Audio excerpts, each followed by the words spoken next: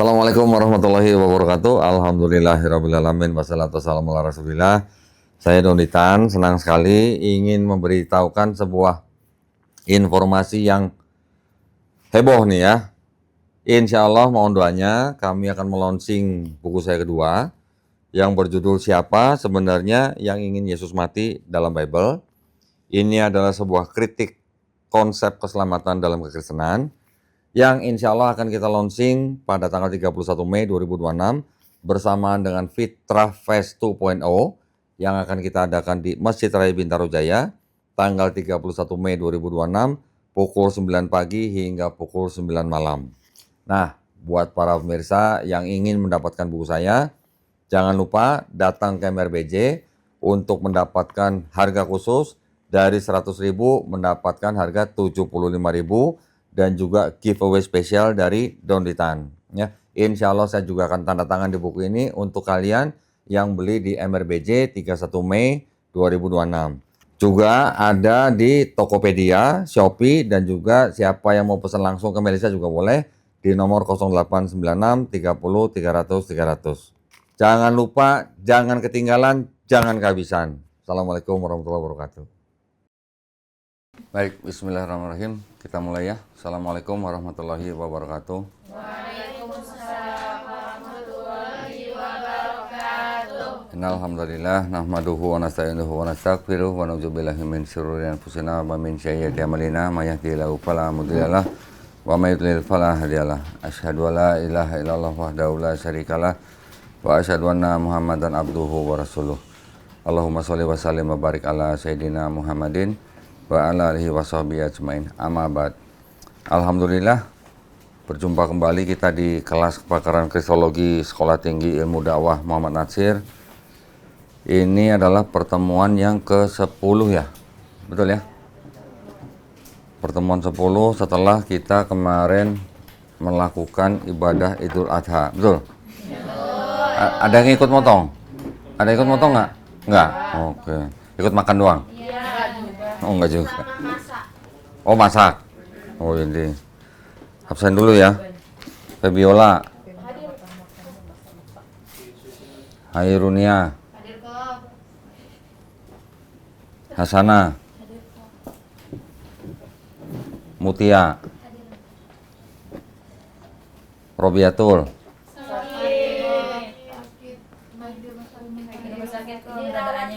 Tiopnam. Sakit apa? Lambungnya gitu. Lambungnya.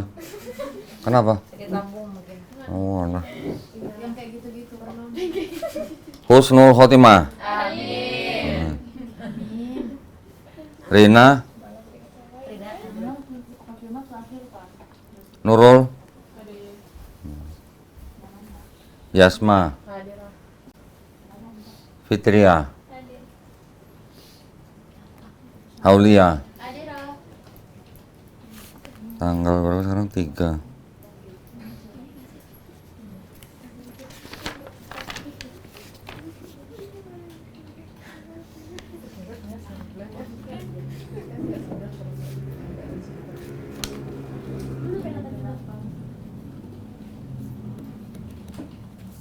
Jadi 10 orang ya?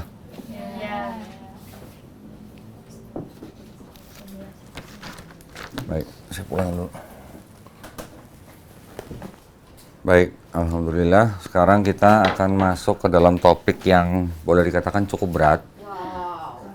Nggak sampai 100 kilo, tapi lumayan ini pembahasannya bisa cukup panjang.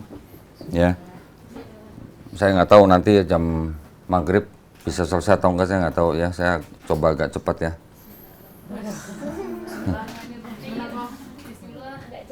Baik.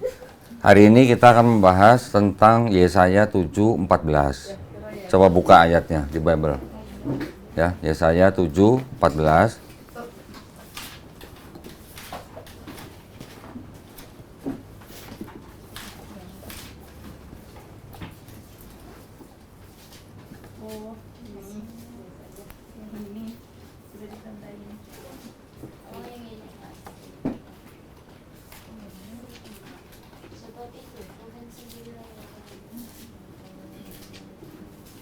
Udah semua? Oke. Kalangan Kristen itu menganggap bahwa ayat ini adalah nubuat untuk Yesus, ya. Untuk kelahiran Yesus. Kenapa? Karena disebutkan di dalam Perjanjian Baru,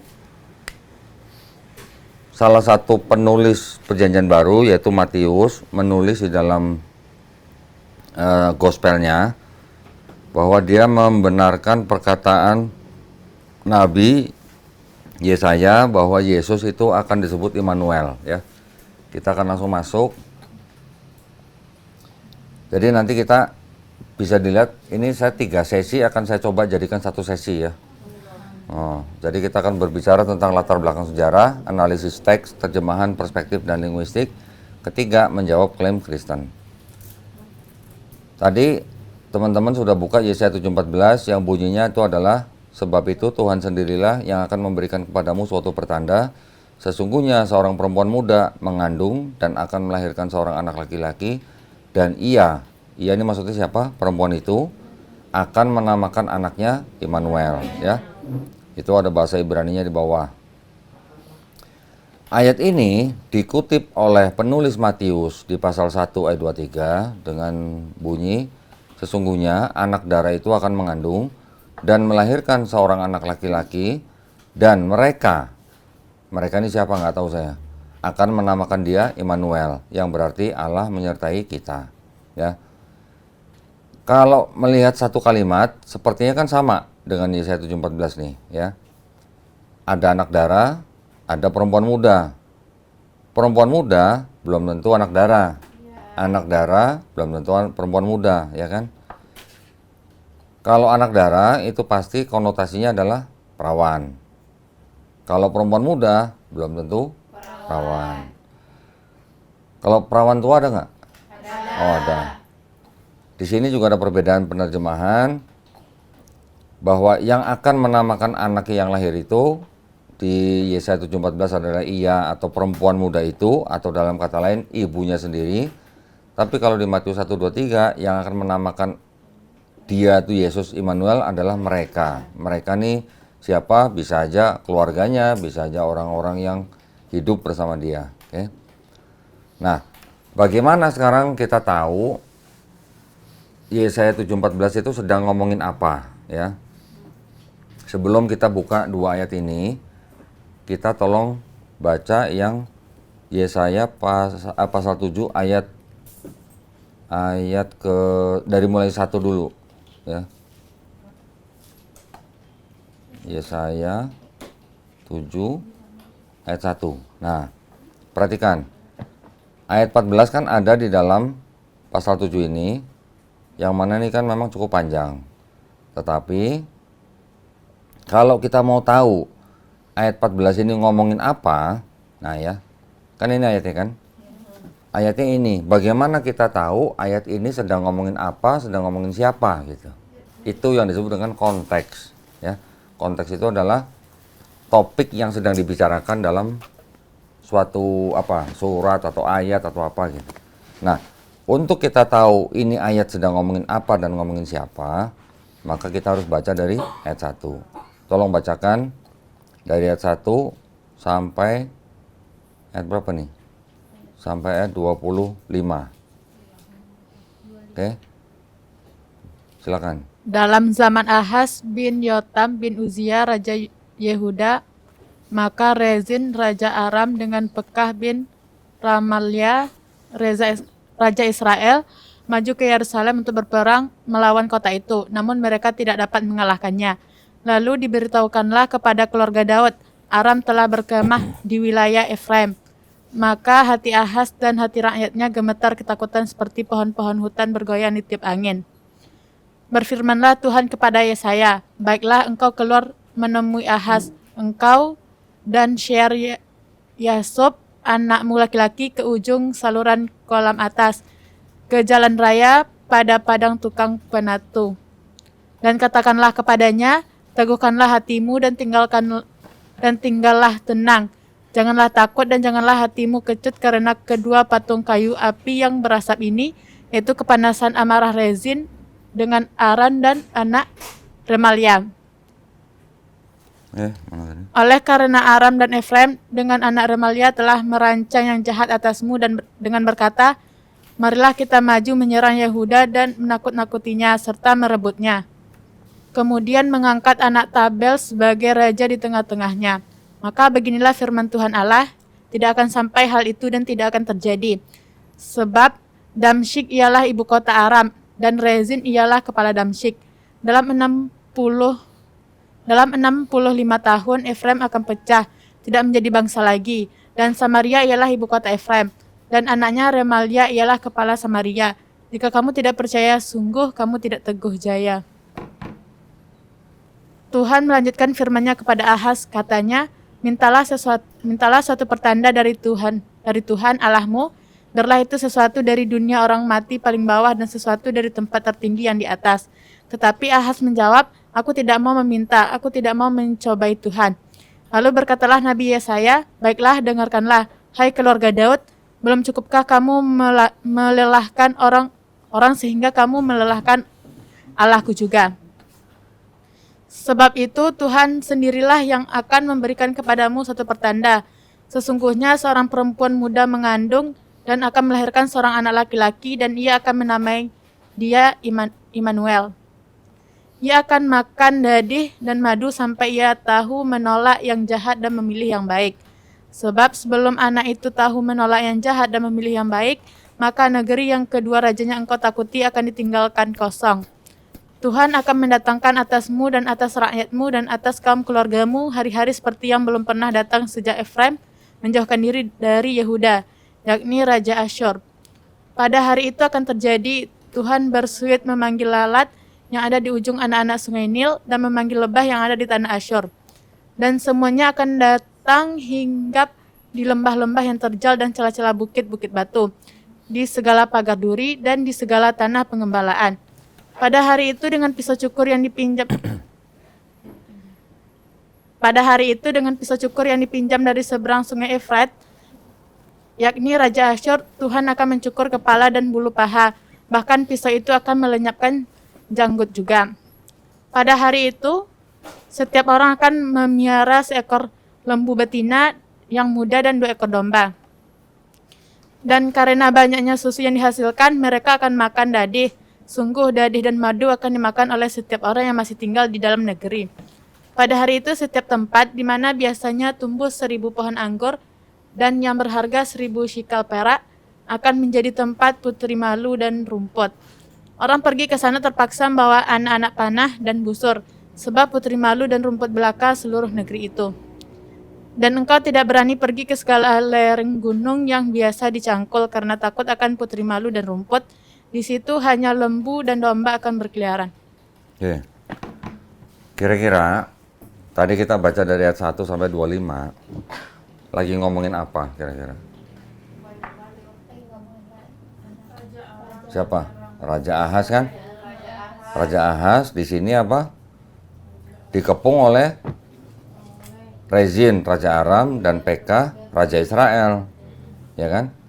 Jadi sekarang ini lagi cerita kerajaan Israel yang sedang diserang oleh 2 bangsa, yaitu Aram dan Israel. Kok Israel juga? Nah, Israel itu kan ada 2, ada Israel Utara dan Israel Selatan. Kalau yang disebut dengan Raja Yehuda, kalau Yehuda itu berarti artinya Israel Selatan, gitu ya. Nah, di sini Ahaz ketakutan, ya kan, karena dikepung. Terus akhirnya Ahaz diberikan informasi bahwa nanti akan ada perempuan yang akan melahirkan anak. Anak itu disebut Immanuel. Dan anak itu akan makan apa? Ia akan makan dadi dan madu sampai ia tahu menolak yang jahat dan memilih yang baik. Sebelum anak itu tahu menolak yang jahat dan memilih yang baik, negeri yang kedua rajanya engkau takuti akan ditinggalkan kosong. Berarti ini kira-kira urusannya sampai ke Yesus yang 700 tahun kemudian enggak? Ya enggak gitu ya. Yesaya itu hidup kira-kira di abad ke-8 kira-kira. Sebelum Masehi ya, tahun 700-an. Kalau ini lagi ngomongin ada Raja Ahaz dikepung oleh dua bangsa, Aram dan Israel. Kemudian Raja Ahaz ini takut, kemudian dia bertemu dengan Nabi Yesaya. Nabi Yesaya memberikan nubuat, nanti akan ada perempuan muda yang akan melahirkan anak, dan perempuan itu akan menamakan anak itu Immanuel. Anak itu nanti akan makan dadi dan madu sampai ia tahu menolak yang jahat dan memilih yang baik. Artinya apa kalau begitu? Balik, ya, puber, ya. Sebelum anak itu tahu menolak yang jahat dan memilih yang baik, berarti sebelum anak itu puber, negeri yang kedua rajanya ditakuti oleh Raja Ahaz akan kosong. Ngomongin Yesus nggak kira-kira? Enggak, ya. Oke. Jadi dari sini aja udah jelas bahwa ayat-ayat ini dari ayat 1 sampai ayat 16 aja udah jelas bahwa ini tidak sedang membicarakan tentang kelahiran anak 700 tahun kemudian gitu. Nggak ada hubungannya gitu, ya. Kristen akan mengatakan bahwa oh itu namanya nubuat ganda namanya. Tahu nggak nubuat ganda? Nubuat ganda itu yang satu untuk yang anak ini yang akan lahir pada zaman Yesaya, yang satu lagi untuk Yesus gitu. Gimana begitu bisa ngomong begitu? Karena penulis Matius di pasal 1 ayat 23 mengutip ayat 14 untuk ditujukan kepada Yesus gitu. Nah, kita lihat bunyinya seperti apa yang Matius 1:23. Perhatikan dari ayat 22 tuh. Hal itu terjadi supaya genaplah yang difirmankan Tuhan oleh Nabi, sesungguhnya anak darah itu akan mengandung dan melahirkan seorang anak laki-laki, dan mereka akan menamakan dia Immanuel, yang berarti Allah menyertai kita. Ini cerita sedang apa? Tolong dibaca dari 18 sampai 25. Sedang membicarakan apa? Tolong dibacain. Kelahiran Yesus Kristus adalah seperti berikut. Pada waktu Maria, ibunya bertunangan dengan Yusuf, ternyata ia mengandung dari Roh Kudus sebelum mereka hidup sebagai suami istri.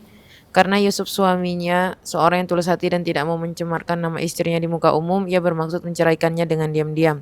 Tetapi ketika ia mempertimbangkan maksud itu, malaikat Tuhan nampak kepadanya dalam mimpi dan berkata, Yusuf anak Daud, janganlah engkau takut mengambil Maria sebagai istrimu, sebab anak yang dalam kandungannya adalah dari Roh Kudus. Ia akan melahirkan anak laki-laki dan engkau akan menamakan dia Yesus, karena dialah yang akan menyelamatkan umatnya dari dosa mereka. Hal itu terjadi supaya genaplah yang difirmankan Tuhan oleh Nabi, sesungguhnya anak darah itu akan mengandung dan melahirkan seorang anak laki-laki, dan mereka akan menamakan dia Immanuel, yang berarti Allah menyertai kita. Sesudah bangun dari tidurnya, Yusuf berbuat seperti yang diperintahkan malaikat Tuhan itu kepadanya. Ia mengambil Maria sebagai istrinya, tetapi tidak bersetubuh dengan dia sampai ia melahirkan anaknya laki-laki, dan Yusuf menamakan dia Yesus. Berarti kalimat ini diceritakan di Matius pasal 1. Ini diceritakan malaikat yang berbicara kepada Yusuf, suaminya Maria, dalam keadaan apa? Tidur. Mimpi, ya.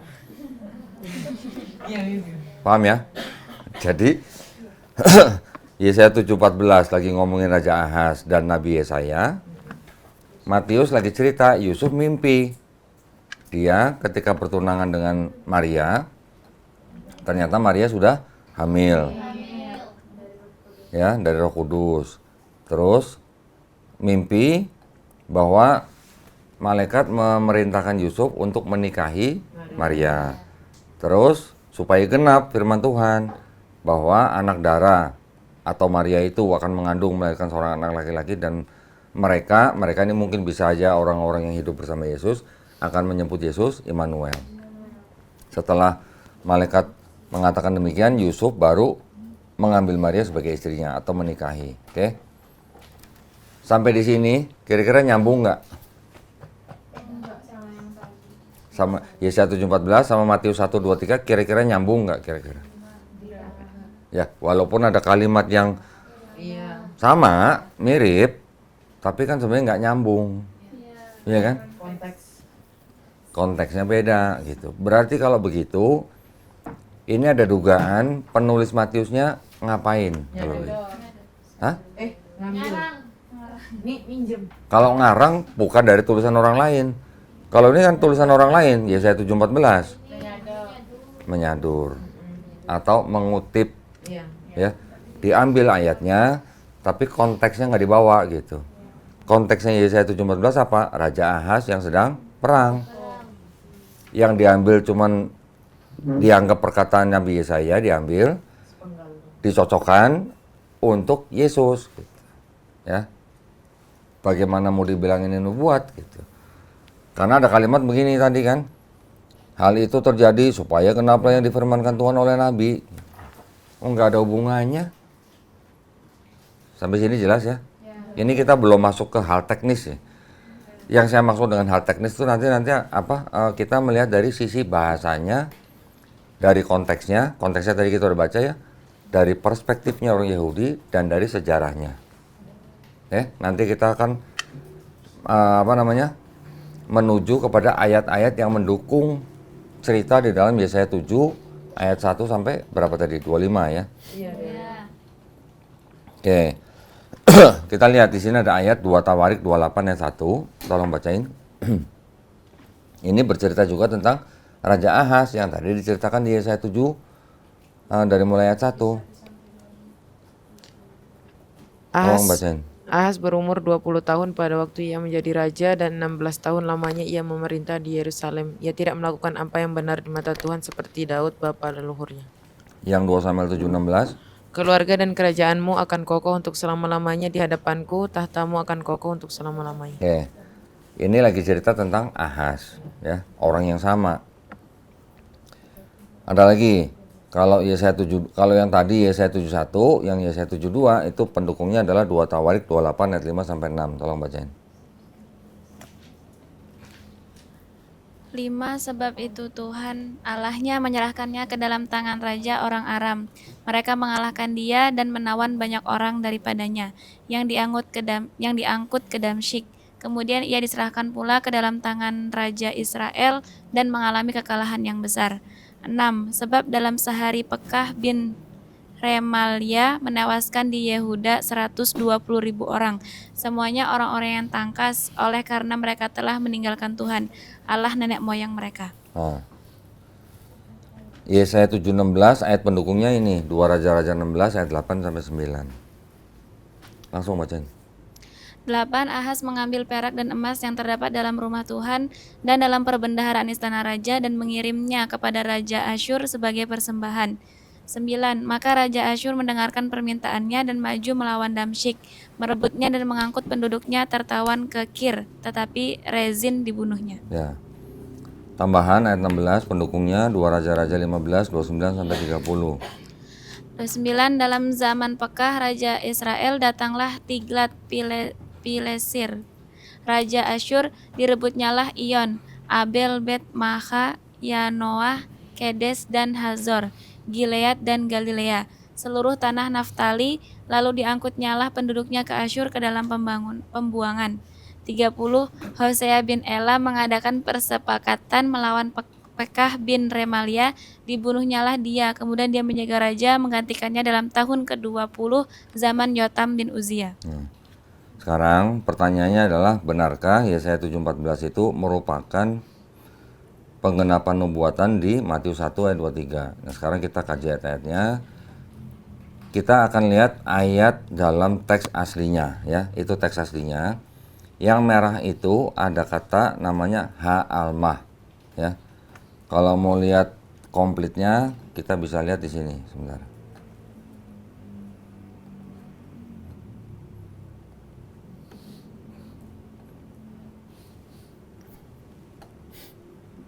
Yesaya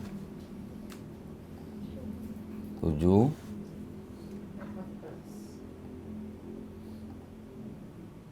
14. Nah, bacanya kira-kira laken yiten Adonai hulakem out hine ha alma hara weyo ledet ben wekarat semo Immanuel. Kira-kira bacanya gitu. Di situ ada kata ha alma ya. Ini websitenya orang Kristen. Oke. Bible Hub itu yang bikin orang Kristen. Di sini kata ha alma diterjemahkan sama mereka menjadi the virgin atau perawan. ya. Kalau kita lihat di sini strong concordance-nya, yang woman bisa, maiden atau gadis juga bisa. Ya, almah. Ini penggunaannya di ayat-ayat yang lain. Oke. Sekarang kita kembali lagi ke sini.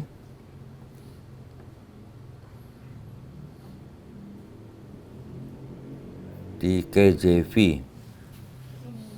KJV justru sebentar. Harusnya hak almah itu harusnya diterjemahkan menjadi young woman atau perempuan muda. Ya. Kalau kata perawan di dalam bahasa Ibrani ada nggak? Ada. Katanya itu apa? Betulah. Ya, nanti ada betulah. Kita lihat. Terjemahan sesuai bahasa Ibrani, sesungguhnya perempuan muda ini mengandung dan melahirkan seorang anak laki-laki dan akan memberinya nama Immanuel. LAI juga memberikan nama sesungguhnya anak dari Tuhan mengandung dan melahirkan seorang anak laki-laki dan mereka akan menamakan dia Immanuel, yang berarti Allah menyertai kita. Kalau Ibrani harusnya perempuan muda, LAI yang di Matius 1 ayat 23 anak darah. Ya. Ini sebagai gambaran, ini peta lokasi yang sedang diceritakan di dalam ayat-ayat tersebut.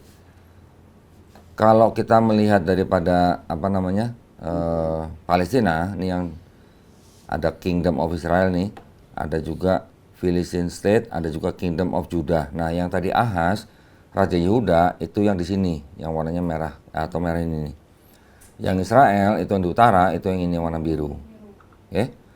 Yang di sebelah kanan yang warna hijau ini Aram. Yang sebelahnya lagi di bawahnya ini yang orange Kingdom kerajaan Amon. Sebelah kanannya Moab gitu. Yang di bawahnya Yehuda itu Edom. Ini hanya gambaran aja. Ini daftar silsilah-silsilah yang ada di dalam kitabnya orang Yahudi 1 Tawarik 1 sampai 3. Yang di Perjanjian Baru Matius pasal 1 ada beberapa nama yang dihilangkan. Yang Ahasia, Yoas, Amazia, dan Yoyakim di Matius itu dihilangkan. Ya, ini juga sebuah mungkin bisa dikatakan sebagai dugaan kenapa dihilangkan. Kenapa? Nanti kita bahas ya topik lain ini. Oke, pertama ada penerjemahan yang kurang tepat. Kata alma dalam bahasa Ibrani artinya itu wanita muda. H sebelum kata alma itu adalah definite article seperti the dalam bahasa Inggris. Maka terjemahnya adalah perempuan muda ini atau this woman bukan seorang perempuan muda. Perempuan muda tersebut yang tidak lain adalah istri Nabi Yesaya sendiri dalam Yesaya 7:14 itu sudah mengandung. Ini dijelaskan dengan penggunaan adjektif hara yang menggunakan bentuk perfect atau past tense atau sudah terjadi. Untuk menjelaskan bahwa wanita sudah mengandung, dia mengandung anak kedua. Anak pertama Nabi Yesaya adalah Sar Yasuf. Tadi kita sudah baca di Yesaya 7 ayat 3. Namun versi LAI menggantinya dengan seorang perempuan muda agar mirip dengan Maria. Perlu diketahui bahwa anak Maria bernama Yesus bukan Immanuel dan itu anak pertama, bukan anak kedua. Ya, ini kita lihat dari sisi bahasa ya. Kalau dari sisi bahasanya dalam bahasa Ibrani kan kita tahu bahasa Inggris punya present tense, past tense gitu-gitu kan. Bahasa Indonesia nggak ada. Bahasa Ibrani juga ada. Kata hara itu sebenarnya artinya perempuan itu sudah mengandung, bukan akan mengandung. Kalau yang di Matius 1 ayat 23 tadi, Maria diceritakan apa? Akan mengandung. Ya, ini aja udah beda nih gitu. Buktinya bagaimana? Yang di Yesaya itu diceritakan Yesaya sudah punya anak pertama, yaitu siapa tadi? Sar Yasuf. Kalau Yesus itu kan buat Maria anak pertama. Nah, ya, ini udah beda nih gitu. Jadi ada kekeliruan makna penerjemahan. Perempuan muda ini dalam bahasa Ibrani menjadi anak darah itu di LAI. Di Ibrani sudah mengandung menjadi akan mengandung di LAI.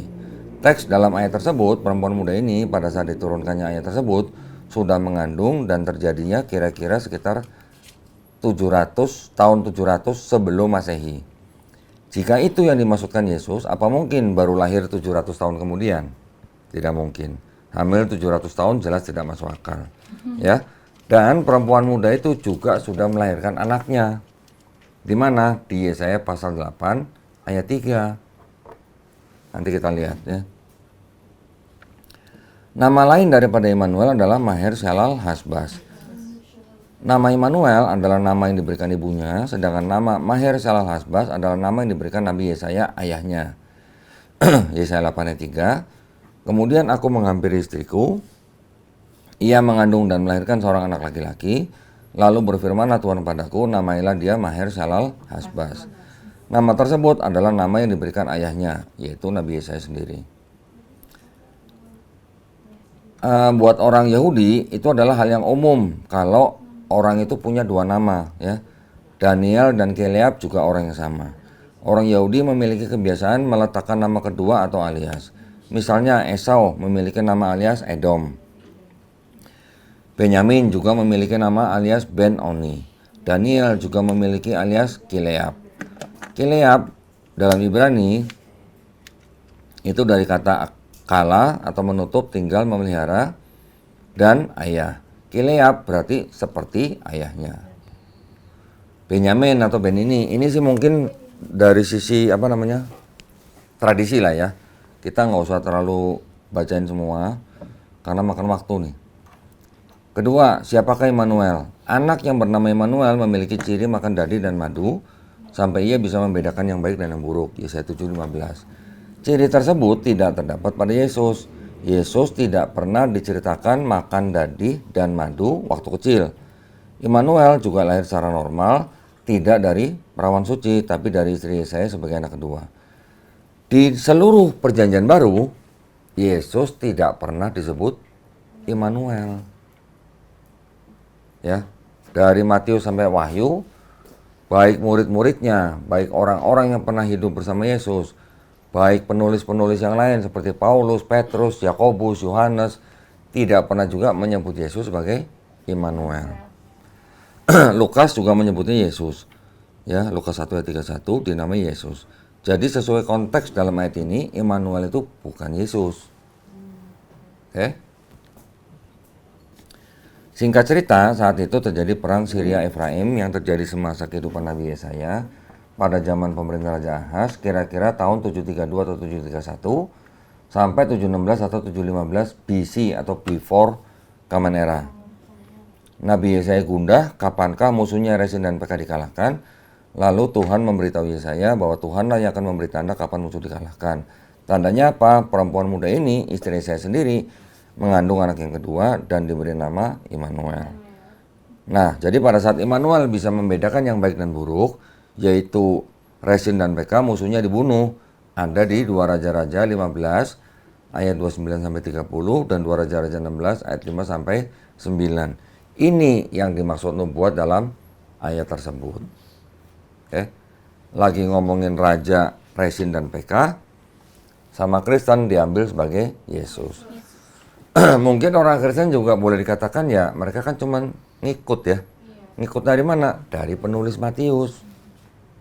Karena Matius ngutip Yesaya, diterima oleh orang Kristen jadi merasa, oh ini Yesus sudah dinubuatkan di Yesaya 7:14. Kira-kira gitu yang terjadi. Mungkin saya pernah memberi analogi, penulis Perjanjian Baru yang mengutip ayat dari Perjanjian Lama, yang seperti cocok banget gitu, ya kan hampir dikatakan dalam satu ayat itu kan mirip sekali gitu kan, karena dia mengutip dari Perjanjian Lama. Itu seperti orang yang menancapkan anak panah di pohon, setelah tertancap di pohon baru dia gambar targetnya. Seperti itu gitu, ya. Jadi ngambil ayat dari Perjanjian Lama tapi tidak membawa konteksnya. Konteksnya bukan konten ya. Kalau konten ini kita sedang konten sekarang. Oke. Usia 12 tahun orang Yahudi anak mereka memasuki waktu intelektual di mana disebutnya Adonai atau Hashem memberikan ruah atau roh hikmat. Pada saat inilah inisiasi yang disebut Talmud, mereka akan ke Beit Elohim atau sinagog untuk menerima kuk Taurat dan akan digelar bar mitzvah.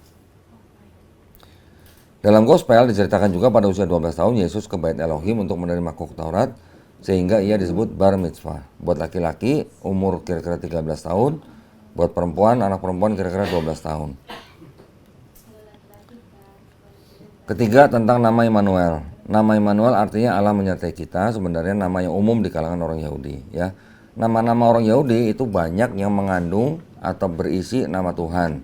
Contoh, Ismail, itu artinya Allah mendengar. Immanuel, Allah menyertai kita. Elijah, Allah atau Adonai. Gedalia, Allah yang besar. Netan, Allah memberi. Tofiah, Allah yang baik. Hezekiah, Allah perkasa. Ya, jadi itu adalah nama tidak ada kaitannya dengan keilahian. Tambahan setelah subtitle arti Immanuel. Nama Yesua banyak dipakai orang sebagaimana nama selamat di Jawa, ya, atau Joko gitu ya. Juga banyak dipakai banyak orang. Maka mulailah Yesua bin Yosadak beserta saudara-saudaranya para imam itu, dan Zerubabel bin Sealtiel beserta saudara-saudaranya membangun mesbah Allah Israel untuk mempersembahkan korban bakaran di atasnya sesuai dengan ada tertulis di dalam kitab Taurat Musa abdi Allah. Ada di Esra pasal 3 ayat 2. Ada orang namanya Yesua. Yesua, Yesus itu sama. Ya. Ada lagi Nehemia 10:10, Yesua bin Azanya. Ada lagi Nehemia 10:24, Yesua bin Kadmiel. Ya. Jadi apakah cuma Yesus yang disebut Immanuel? Nah, tolong buka Yesaya pasal 8 ayat 8. Di situ ada ayat begini. Serta menerobos masuk ke Yehuda, ibarat banjir yang meluap-luap sehingga sampai ke leher, dan sayap-sayapnya yang dikembangkan akan menutup seantero negerimu, ya Immanuel. Yesaya juga disebut Immanuel di Yesaya 8 ayat 1 sampai 10 ketika Tuhan berfirman kepada Yesaya saat penyerbuan Asyur ke Yehuda. Oke. Jadi sebutan Immanuel itu umum atau jamak gitu ya buat tradisi orang Yahudi. Keempat, apakah sesungguhnya isi Yesaya 7:14 yang merupakan bagian dari kitab Yesaya? Konteks ayat-ayat dalam Yesaya 7 adalah kisah Yesaya sendiri tentang kelahiran oleh seorang ibu muda yang tidak lain adalah Yesaya sendiri. Jika dibaca isi keseluruhan teks, maka akan cukup jelas bahwa tidak ada pesan yang menghubungkan dengan nubuat yang akan datang, melainkan cerita tentang perang Syria Efraim yang terjadi semasa kehidupan Nabi Yesaya pada zaman pemerintah Raja Ahaz, tahunnya itu ya. Jadi peristiwa yang sudah terjadi 700 tahun lebih sebelum kelahiran Yesus tidak bisa dijadikan atau disebut sebagai nubuat, ya. Karena itu adalah peristiwa, bagian dari suatu sejarah yang sudah terjadi. Bagaimana mungkin suatu peristiwa yang sudah terjadi menjadi nubuat? Nubuat itu adalah dalam bahasa kita tuh ramalan, belum terjadi, ya. Apalagi hanya dengan mengambil sepotong ayat yang merupakan bagian dari suatu cerita dengan terjemahan yang tidak sesuai dengan makna sebenarnya.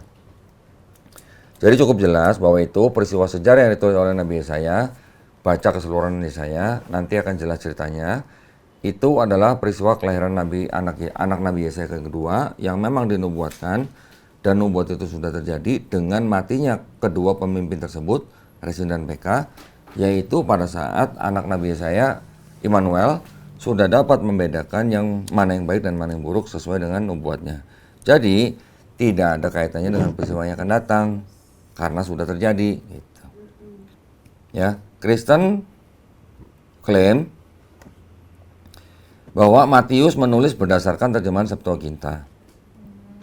Kata Almah yang berarti perawan, karena itu nubuat ini menubuatkan keajaiban kelahiran Yesus.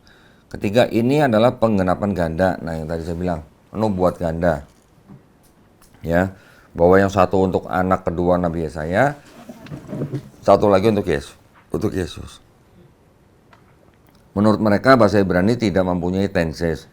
Betulah tidak eksklusif untuk kata perawan dalam Bible Ibrani. Ya, tadi kan saya sebutkan untuk kata perawan ada kata betulah. Tapi Kristen bilang tidak eksklusif untuk kata perawan dalam Bible. Kita buktikan nanti. Ya.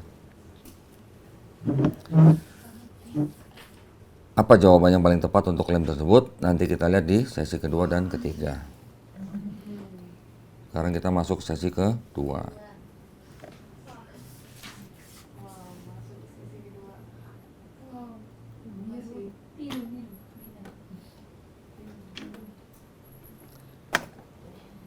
Oke, ini nggak usah. Ini, nah, tadi kan kita sudah melihat latar belakang sejarah dengan sedikit mengambil apa tadi konteks, juga analisis teks ya. Ini daftarnya nggak usah. Ini jadi skripsi juga bagus nih. Ini bisa jadi skripsi nih.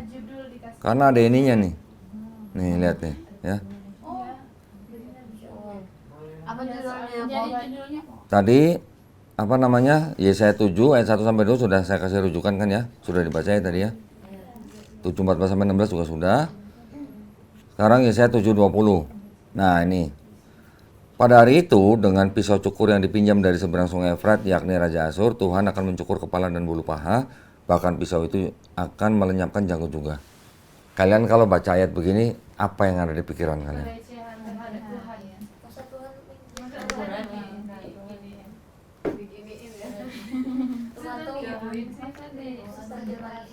Kalau kalian bilang ini pelecehan buat Tuhan, berarti kalian tidak pernah dengar yang namanya kalimat majasi. Pernah dengar? Apa itu majasi? Kiasan. Nah, ya. Jadi kalau di sini dikatakan pinjam pisau cukur untuk mencukur kepala dan bulu paha dan melenyapkan janggut, itu adalah kata-kata kiasan.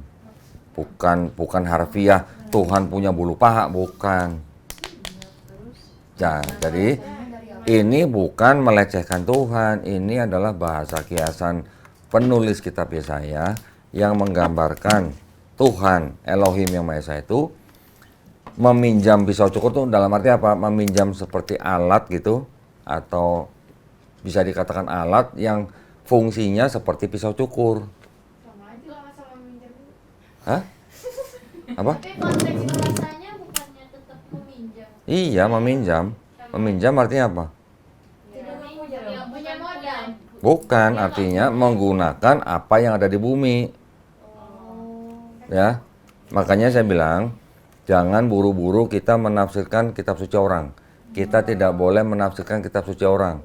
Kalian mau nggak Quran kalian ditafsirkan dengan sembarangan? Kalau nggak mau, jangan buru-buru mengatakan ini menista Tuhan, gitu maksud saya.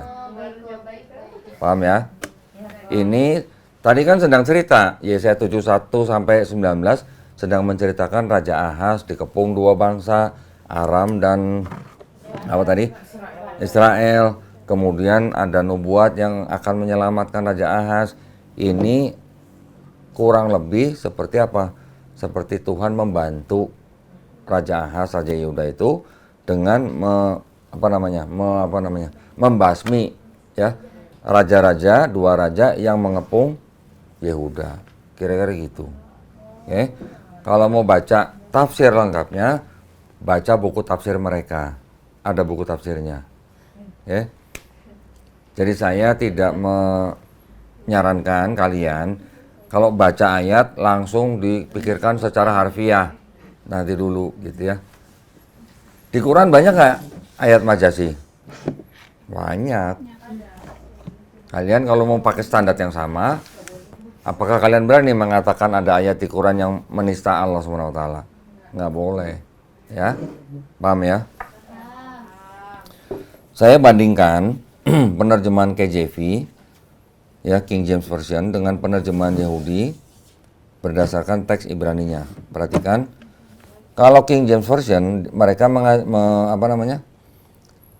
menerjemahkan ke dalam bahasa Yunani yang di Matius 1 ayat 23 ke bahasa Inggrisnya kira-kira, Behold, a virgin shall be with child and shall bring forth a son, and they shall call his name Immanuel, which being interpreted is God with us. Kalau dalam bahasa Inggrisnya, King James Version-nya yang di Yesaya 7:14, Therefore the Lord himself shall give you a sign, behold, a virgin shall conceive and bear a son, and shall call his name Immanuel. Tapi Yahudi menerjemahkannya menjadi, Therefore the Lord himself will give you a sign, behold, the young woman is with child, and she shall bear a son, and you or she shall call his name Immanuel. Ya, bahasa Ibrani tadi kita udah baca. Perhatikan perbedaan terjemahan. Kalau kita lihat dari sisi Yahudi. Young woman is pregnant, she will name him, ya. Semuanya pakai kata young woman. Baik dari itu Tanakh, itu adalah yang sumbernya itu adalah versi-versi kitabnya orang Yahudi, ya. Tanakh Stone, Jerusalem Bible, JPS, Judaica Press Tanakh, dan juga Sonshiko Press Tanakh. Semuanya menerjemahkan dengan kalimat young woman, dan yang memberi nama anak itu ya ibu itu sendiri gitu. Oke. Ada juga komentar atau dari AST, ya.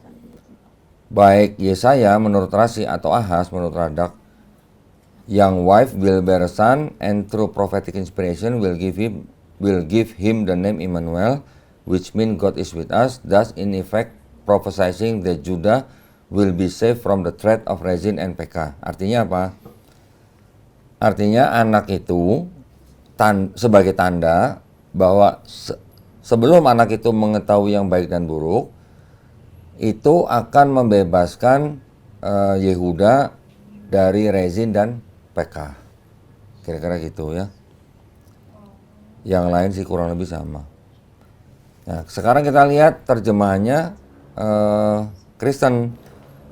Kalau kita bandingkan dari Bible in Basic English, NAB, NETB, NJB, dan juga RSV, di sini juga ada yang menerjemahkan dengan young woman, ada juga yang menerjemahkan dengan she will give him name Emmanuel, ada yang NEB juga young woman, juga dengan she will bear son and will call him Emmanuel. Yang NETB young woman juga yang memberi nama anak itu ibu itu sendiri. Yang NJB dan RSV juga betul, ya. Kelihatannya betul ini kan. Kenapa? Karena ini terjemahannya belakangan. Sudah yang boleh dikatakan yang baru-baru ini gitu. ESV juga begitu. Nah, perhatikan ESV menggunakan virgin. Darby virgin, King James Version virgin, NIV virgin, YLT virgin. Ini sama-sama Kristen. Ya, ada yang menerjemahkan dengan young woman, ada yang menerjemahkan dengan virgin. Gimana dong kalau gitu? Hah?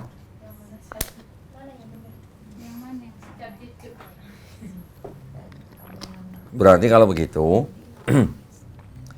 yang menerjemahkan dengan young woman ini lebih, boleh dikatakan lebih mengikuti penerjemahannya orang Yahudi. Tapi kalau yang dengan virgin ini lebih, boleh dikatakan ini lebih mengikuti terjemahannya Septuaginta. Ya, Septuaginta kalian tahu kan? Di Septuaginta bagaimana? Nah, Septuaginta itu juga menggunakan kata bahasa Yunani parthenos. Nanti kita bahas di sesi 3, ya. Parthenos itu artinya apa? Virgin. Ya. Perbandingan perlakuan kata kunci Ibrani dalam terjemahan Ibrani. Ha'alma yang benar dan konsisten itu adalah wanita muda, ya, dengan mempertahankan hak sebagai definite artikel, mengindikasikan bahwa yang dirujuk oleh Yesaya adalah wanita muda yang dikenal oleh keduanya, penulis dan Raja Ahaz yang dituju. Ha'alma secara umum penerjemahan Kristen tidak konsisten. Beberapa menggunakan kata yang tepat wanita muda, beberapa lainnya menggunakan kata perawan. Beberapa mempertahankan definite artikel atau the, beberapa merubahnya menjadi atau seorang. Ya. Young woman sama the young woman, artinya sama nggak? Kira-kira tahu bedanya apa? Walaupun mungkin sama-sama satu orang, tapi penyebutnya kan bisa berbeda, penyebutannya bisa berbeda. Sang perempuan muda atau seorang perempuan muda. Itu maknanya bisa berbeda, walaupun mungkin yang sang perempuan muda juga satu orang gitu. Ya. Kata harah atau yang sudah mengandung secara umum juga tidak konsisten. Beberapa menggunakan proper tense, sementara yang lain memahami sebagai suatu kejadian yang akan terjadi di masa depan. Beberapa perbandingan tidak bermanfaat dikarenakan keragaman penerjemahan. Penerjemahan modern lebih dekat dengan penerjemahan Yahudi untuk kata alma dan hara. Sedangkan penerjemahan lama secara umum menggunakan kata perawan. Ya. Jadi yang saya bilang tadi, kitab-kitab Kristen yang diterjemahkan yang baru-baru ini yang belum lama menggunakan seperti Yahudi, perempuan muda, dan juga hara itu sudah mengandung. Kalau yang penerjemahan kitab-kitab Kristen yang lama, mereka menerjemahkan kebanyakan menggunakan kata perawan. Ya. Kita lihat perbandingannya di Kejadian 24:16. Anak gadis itu sangat cantik parasnya, seorang perawan, belum pernah bersetubuh dengan laki-laki. Ia turun ke mata air itu dan mengisi buyungnya, lalu kembali naik. Dalam bahasa Ibraninya, wehana ara. Ya. Terus ada kata lagi, betulah. Oke. Betulah ini dalam bahasa Yahudi artinya benar-benar perawan, perempuan yang belum pernah bersetubuh dengan laki-laki. Nah, sekarang kita lihat perspektifnya orang-orang Yahudi terhadap Yesaya 7:14. Pasal 7 kitab Yesaya itu menggambarkan krisis militer yang dihadapi oleh Raja Ahaz dari kerajaan Yehuda.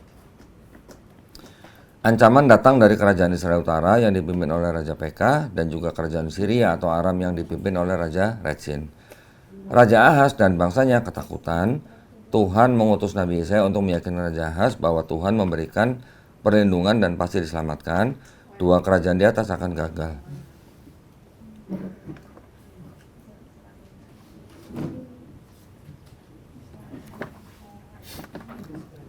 Jelas dalam narasi pasal 7, pernyataan Yesaya adalah sebuah nubuat tentang kegagalan pengepungan dan dua kerajaan dari utara.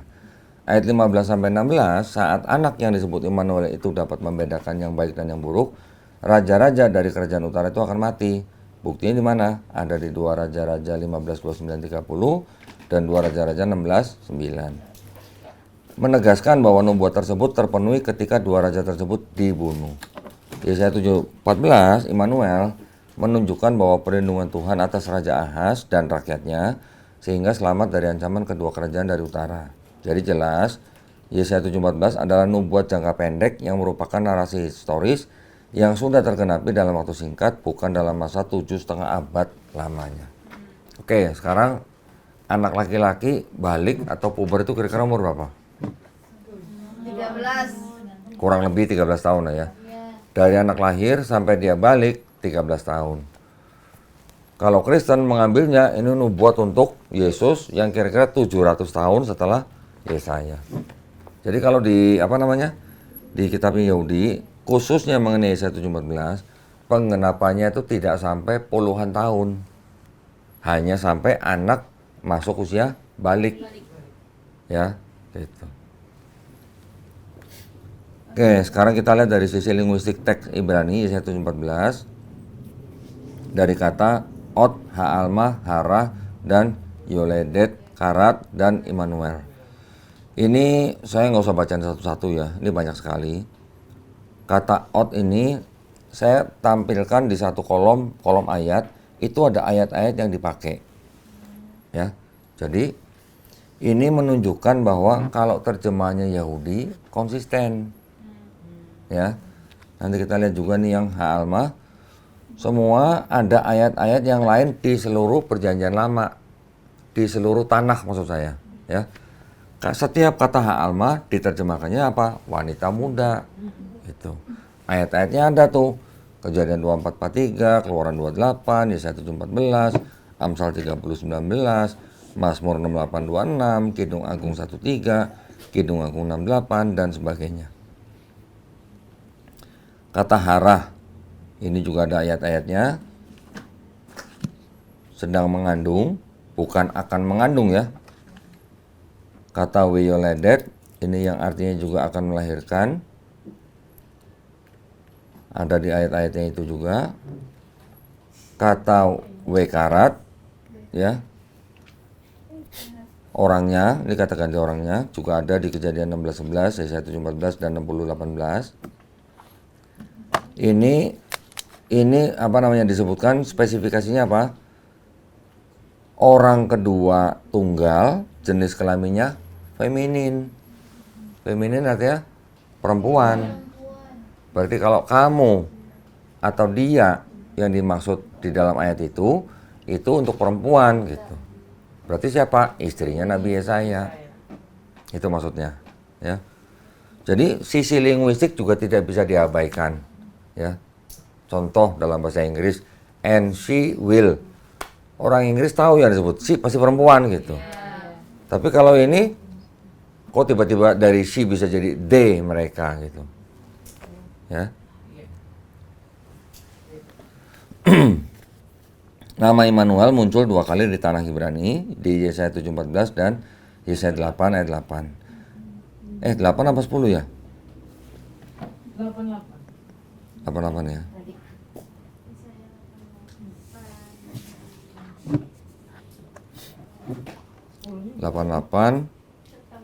Nah, kalau yang 88 disebutkan kata Immanuel, kalau yang 10 Allah menyertai kami. Gitu. Artinya kurang lebih sama sebenarnya. Nama ini juga muncul di Yesaya 8:10 dengan 2 kata Immanuel, yang untuk menyoroti bahwa nama Immanuel mempunyai signifikasi tertentu. Lihat Yesaya 8:18 melalui kata Ki Immanuel, Tuhan beserta kita. Membandingkan 2 ayat serupa. Nah, kita lihat contoh misalnya Yesaya 7:14, Kejadian 16:11. Di sini ada kata the young woman is with child. Di Kejadian 16 ada kata-kata you are with child. Ya, ini kata-kata dalam bahasa Ibrani juga saya tampilkan. Di Yesaya 7:14 dan Kejadian 16 ini khususnya untuk kata harah tadi ya, yang sedang mengandung ya. Itu hampir semua.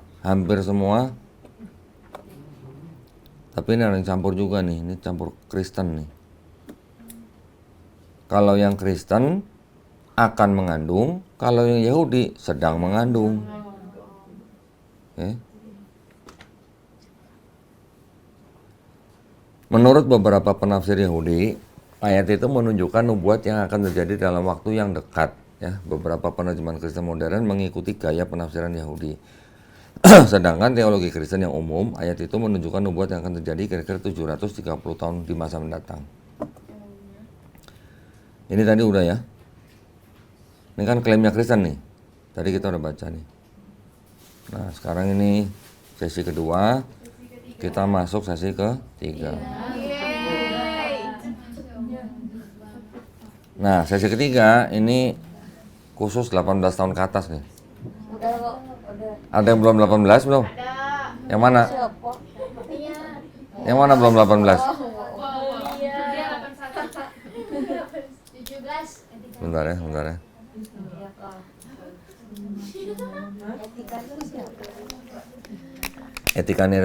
Ibu Etika Nur itu anggota di Litbang Yayasan Pembina Mualaf at-Tauhid yang di Surabaya. Saya ketua Litbangnya, Ibu Etika Nur itu salah satu anggota saya. Gitu ya. Beliau, Ibu Etika Nur ini seorang Muslim ya, tapi dia pernah belajar langsung dengan Rabi Yahudi. Ada? Hah? Enggak, di Jakarta. Jadi Rabi Yahudinya waktu itu tinggal di Jakarta selama kurang lebih 4 tahun. Dan saya juga pernah podcast secara online dengan Rabi itu. Ya. Namanya Rabi Tovia Singer. Beliau salah seorang Rabi yang sangat populer. Bukan. Beliau itu mempunyai sebuah organisasi namanya apa ya? Bukan Jewish for Judaism. Saya lupa namanya apa ya. Sebentar.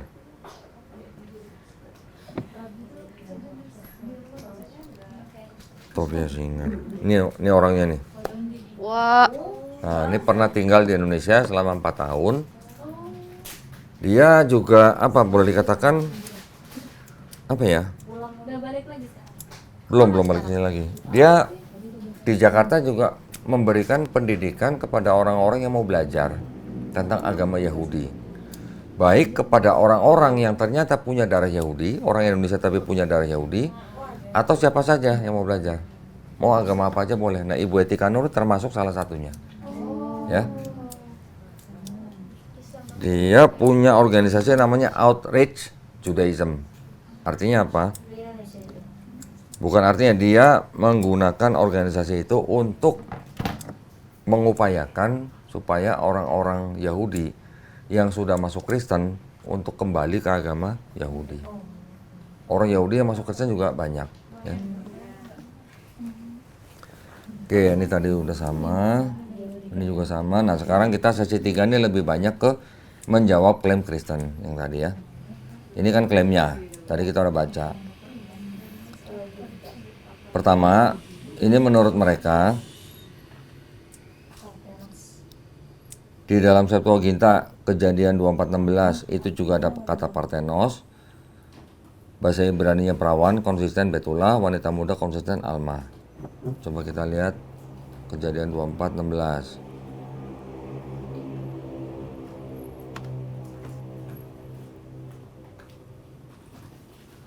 Anak gadis itu, kita lihat ayatnya sebentar. Kejadian 24:16. Ya, anak gadis itu sangat cantik parasnya, seorang perawan, belum pernah bersetubuh dengan laki-laki, ia turun mata air itu dan mengisi puingnya lalu kembali naik. Tadi kita sudah baca ya waktu dibandingkan ya. Jadi kata Parthenos ini tidak memiliki makna konsisten sebab bisa bermakna perawan ataupun gadis muda. Jika kita menelisik kata dalam bahasa Ibrani, pemaknaan dari perawan itu adalah Betula. Kembali ke ayat 7:14, Yesaya 7:14, di sana tidak memakai kata Betula, yang ada adalah hak almah, maka itu tidak berarti mutlak perawan. Lalu mana yang lebih akurat untuk meninjau pemaknaan terkait Yesaya 7:14, tanah Hebrew atau Septuaginta? Tentu saja tanah Hebrew. Jawabannya tentu saja adalah tanah Ibrani, sebab bahasa Ibrani aslinya adalah Ibrani, Septuaginta adalah terjemahan dari tanah Ibrani. Dari sisi bahasa, dalam tanah Ibrani memiliki pembedaan kata terkait wanita muda dan wanita perawan, sedangkan dalam Septuaginta pemaknaan wanita muda dan perawan hanya diwakili satu kata yang sama, yaitu Parthenos. Maka jika kita rujuk ini akan mengakibatkan distorsi pada pemaknaan aslinya. Catatan, tanah yang diterjemahkan ke dalam Septuaginta hanyalah 5 buku Pentateuch, yaitu Bereshit, Shemot, Vayikra, Bamidbar, dan Devarim, yaitu apa? Kejadian, Keluaran, Imamat, Bilangan, Ulangan. Selebihnya adalah pekerjaan kalangan Yahudi Helenistik dan Kristen. Tahu yang dimaksud dengan Yahudi Helenistik? Ya. Bentuk Septuaginta yang kita ketahui sekarang adalah hasil revisi dari Bapak Gereja Origen, Lucian, dan Hesisius. Alma berarti perawan, karena itu membuat-nubuat ini menubuatkan keajaiban kelahiran Yesus. Ini menurut Kristen. Kata Alma muncul dalam berbagai bentuk, tunggal jamak dalam Tanakh sebanyak 7 kali. Ada di Kejadian 24:43, Keluaran 28, Yesaya 7:14, Mazmur 6:8-26, Amsal 30:19, dan Kidung Agung 1:3 dan 6:8. Melihat penggunaan kata Alma di 6 ayat lain selain 7:14 akan memberikan gambaran yang tepat makna kata tersebut. Bahkan Nabi Yesaya menggunakan kata Betulah pada 5 kesempatan. Ada di Yesaya 23 ayat 4, pasal 12 ayat 4, ayat 12, pasal 37 ayat 22, pasal 47 ayat 1, dan pasal 62 ayat 5. Nah, saya pakai kolom-kolom begini supaya apa? Supaya kita bisa membandingkan versi-versi yang berbeda antara Yahudi dan Kristen. Yang Kristen saya bagi lagi, ada KJV, ada LAI, ya. Kejadian 24:43 di situ menggunakan dalam terjemahannya Yahudi menggunakan kata the maiden. Maiden apa? Perawan bukan? Gadis muda. Belum tentu perawan, belum tentu gitu ya. Tapi kalau KJV menggunakan kata virgin, LAI menggunakan gadis. Keluaran 2 ayat 8, di situ juga menggunakan kata maiden. Di KJV menggunakan kata maid, di LAI menggunakan kata gadis. Mazmur 68 ayat 26, di situ menggunakan kata damsels. Di KJV juga sama damsels, di LAI menggunakan dayang-dayang. Amsal 30:19. Yahudi young woman, KJV maid, LAI gadis. Kidung Agung 1 ayat 3 maiden, di KJV virgin, di LAI gadis-gadis. Kidung Agung 6 ayat 8 di JPS maiden, di KJV virgin, di LAI darah-darah. Dari keenam ayat tersebut, hanya yang pertama membicarakan wanita atau gadis muda yaitu Ribka yang juga diindikasikan sebagai seorang perawan. Tidak ada indikasi dari kelima lainnya bahwa wanita muda itu adalah perawan. Nah, klaim daripada apologis dan misionaris Kristen, Yesaya menggunakan kata alma untuk menghindari kesalahpahaman pembaca bahwa mungkin Yesaya bermaksud secara kiasan untuk suatu bangsa namun masih memelihara konsep inti dari kelahiran seorang perawan. Alasannya, Yesaya juga 4 kali menggunakan kata betulah di Yesaya 23:12, 37:22, 4:71, dan 60:25. Argumen mereka, dalam 4 ayat ini, pada 3 ayat acuannya bersifat metafora kepada suatu bangsa, dan pada ayat keempat digunakan sebagai pola dalil bagi bangsa. Lebih lanjut, pola ini digunakan oleh Yeremia dalam 7 ayatnya. Nah, dari kalangan Yahudi merespons, Yesaya menggunakan kata betulah di dalam 5 ayat, bukan 4 ayat, yaitu Yesaya 234. Yesaya 234 dan 625 merupakan argumen tandingan yang efektif karena tidak diragukan lagi bahwa Nabi tahu betul bagaimana menggunakan istilah tersebut. Di Yesaya 234 dan 625, di situ benar-benar menggunakan kata betulah ya atau virgin. Nanti kalau mau dibaca dalam terjemahnya boleh. Yang kedua, tuduhan Yeremia menggunakan kata betulah dalam 7 ayatnya untuk mendukung beberapa pola yang dituduhkan adalah tidak tepat. Karena dikarenakan Yeremia menggunakan kata itu sebanyak 15 kali dalam 2 kitabnya, Yeremia dan kitab Ratapan. Jadi sangat jelas Yeremia menggunakan kata betulah khusus untuk perawan daripada kiasan yang berkaitan dengan suatu bangsa.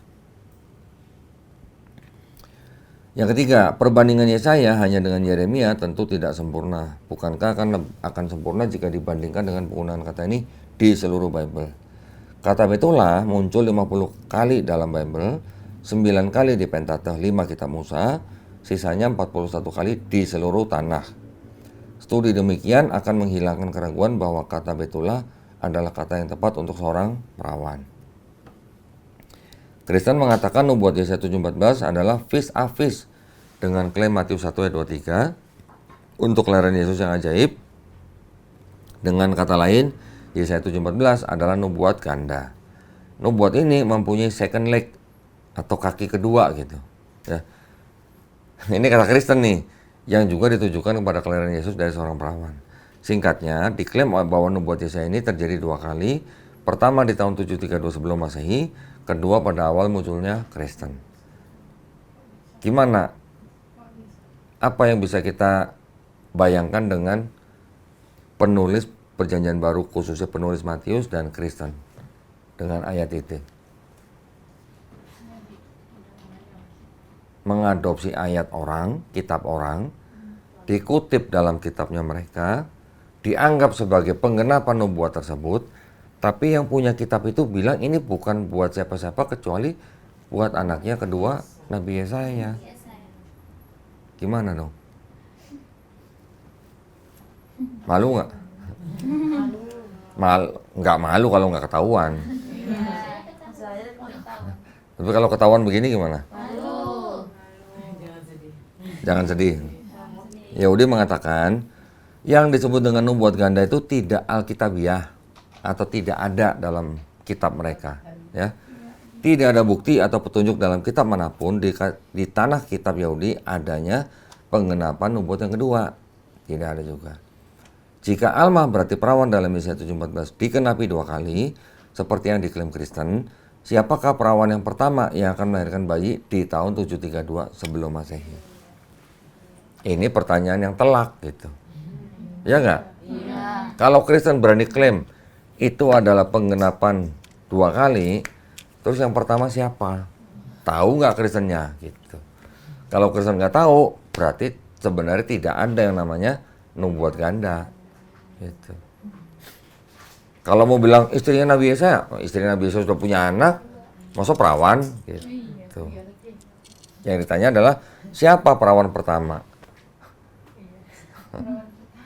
Paham ya? Iya, paham. Berarti Maria bukanlah perawan pertama yang melahirkan seorang bayi laki-laki. Pikir gitu. Mikir gitu maksudnya. Oke.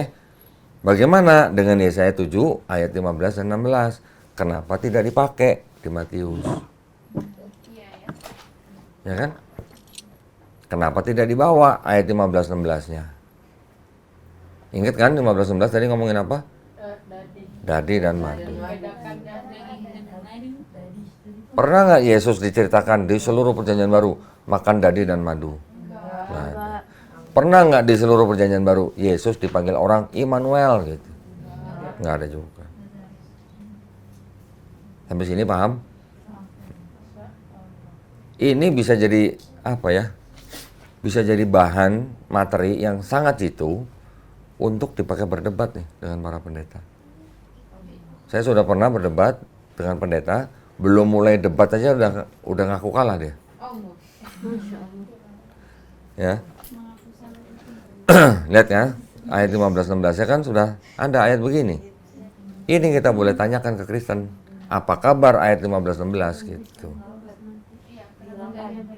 Kenapa nggak dibawa-bawa gitu. Jadi kelihatan kalau begitu kan, penulis Matius mengambil ayat tanpa konteks. Ada lagi, 2 kerajaan mana yang ditinggalkan selama masa hidup Yesus? Ada nggak? Nggak ada. Kerajaan Israel mana yang ketakutan menghadapi ancaman dari kedua kerajaan dari utara pada zaman Yesus? Pada zaman Yesus, Israel sedang dalam penjajahan Romawi.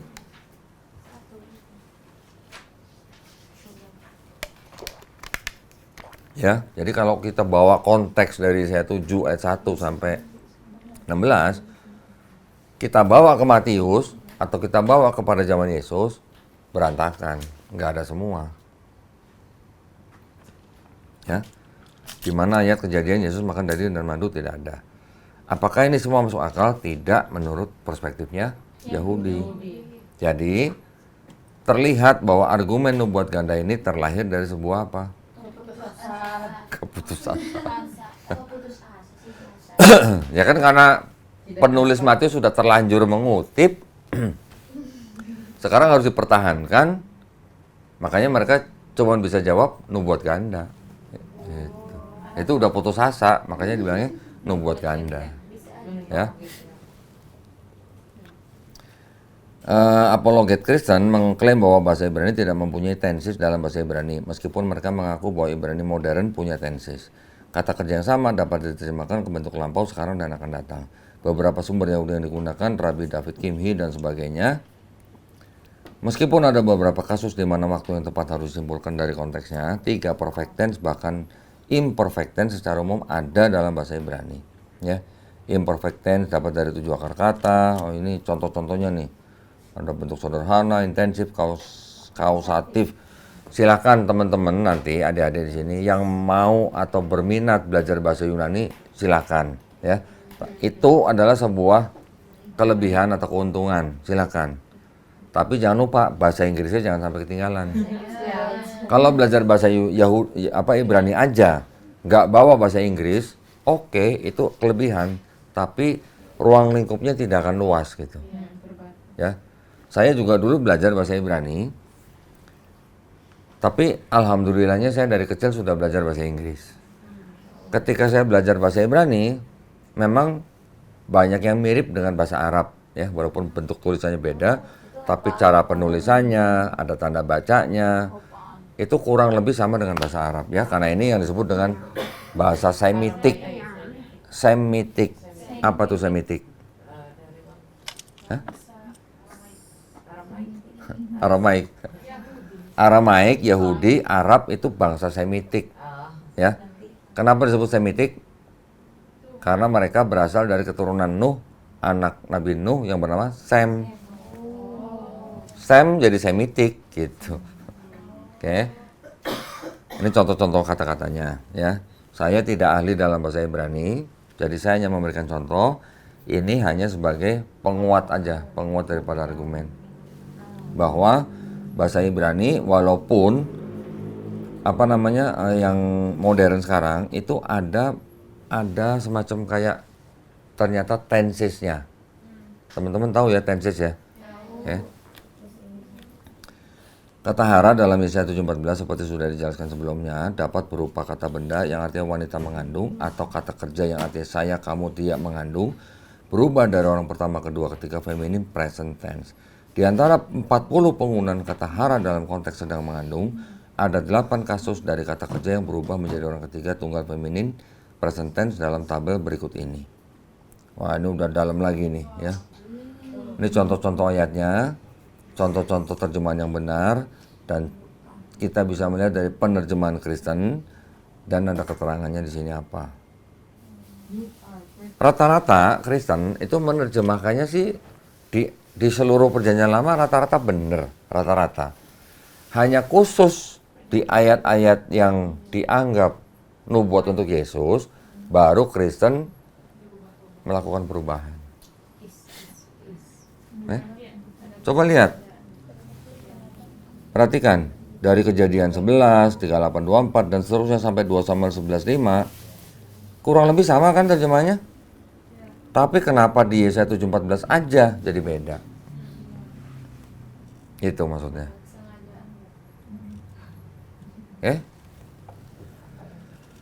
Kristen juga mengatakan meskipun kata betulah dapat digunakan secara khusus untuk menunjukkan perawan, contoh Imamat 213, 14, Yeskiel 4422 secara umum tidak khusus di dalam hal ini. Ada Ulangan 3225, Mazmur 14812, 2 Tawarik 3617. Terlebih lagi mereka merujuk pada ayat-ayat yang secara khusus menunjukkan wanita-wanita yang sudah tidak perawan. Yoel 18, Ester 217, Yeskiel 233. Nah, tabelnya juga saya buat nih. Yoel 18 di situ menggunakan kata kib betulah, artinya kalau di Yahudi maiden, di LAI anak darah. Di Ester 217 Mikal Habitulot, di JBS menjadi virgin, di LAI menjadi anak darah lain. Yeskiel 233 juga begitu. Betulaihen yang di JPS virgin nipples, yang LAI dada keperawanannya. Makanya ini 18 tahun. Ya, Yahudi merespon di Ester 2:17 perlu menguji semua ayat-ayat yang menggunakan kata betulah dalam seluruh kitab Ester. Kata betulah digunakan sebanyak 4 kali dalam kitab Ester, ada di pasal 2 ayat 2, ayat 3, ayat 17 dan 19. Dalam Ester 2 ayat 2 sampai 3 jelas bukan pertanyaan, itu jelas merujuk pada perawan. Kasus yang di Ester 2:17 tidak ada penjelasan Ester atau perawan-perawan anak-anak darah itu sudah tidur dengan raja. Menjadi perawan adalah prasyarat untuk ditempatkan dalam harem raja. Perawan-perawan ini masuk dalam beauty contest. Tradisi Yahudi, seorang wanita harus tetap perawan sampai dengan 1 tahun sebelum bertunangan. Kitab Ester ini lagi ngomongin raja pada saat itu punya harem. Tahu harem? Hah? Ya kayak semacam istana gitu yang isinya gundik-gundik semua gitu loh. Atau selir gitu loh.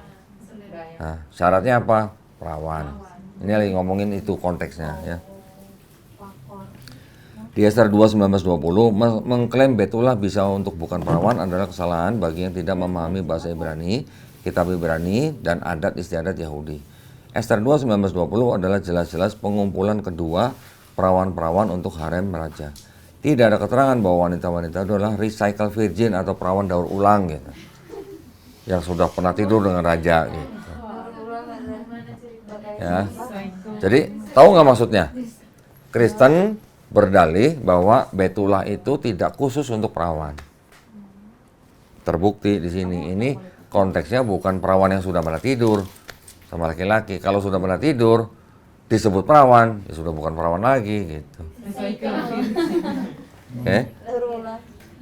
Yeskiel 233. Contoh lain ketidaktahuan apologet Kristen akan interpretasi konteks bahasa Ibrani dan kitab Ibrani. Yeskiel 23 menceritakan bangsa diibaratkan pelacur yang perselingkuhannya membuat mereka dihina oleh semua orang, termasuk kekasih mereka.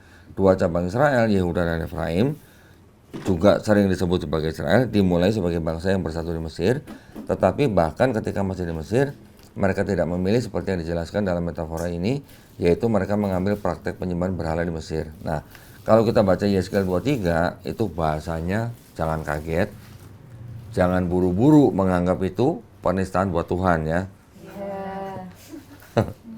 Coba buka Yeskel pasal 23. Baca ayat 1 sampai 3 coba.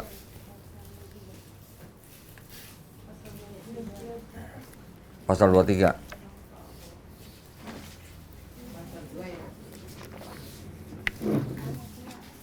Pasal 23 ayat 1 sampai 3.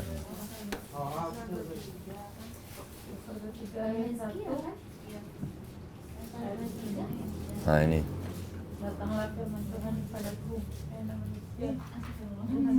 Mic-nya mana?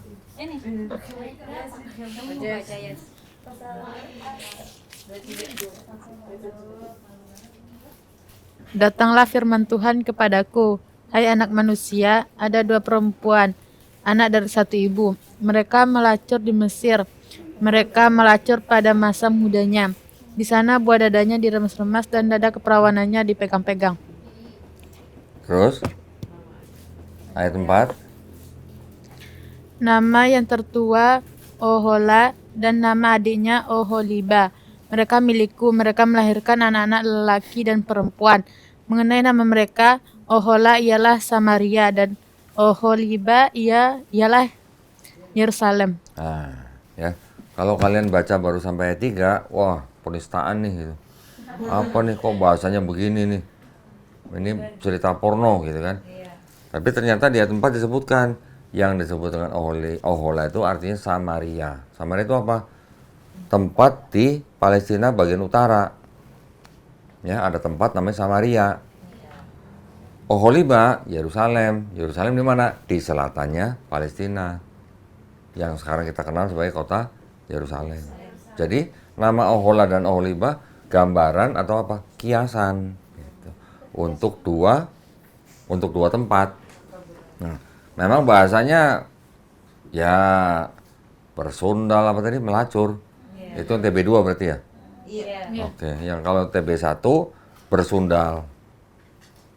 Susunya dijamah-jamah, keperawanan dipegang-pegang, dada keperawanan dipegang-pegang. Seolah-olah seperti bahasa Eni Ero gitu. Ada yang tahu Eni Ero? Nggak tahu ya? Melisa tahu nggak Eni Ero, man? Nggak tahu juga. Oh, masih pada muda-muda berarti.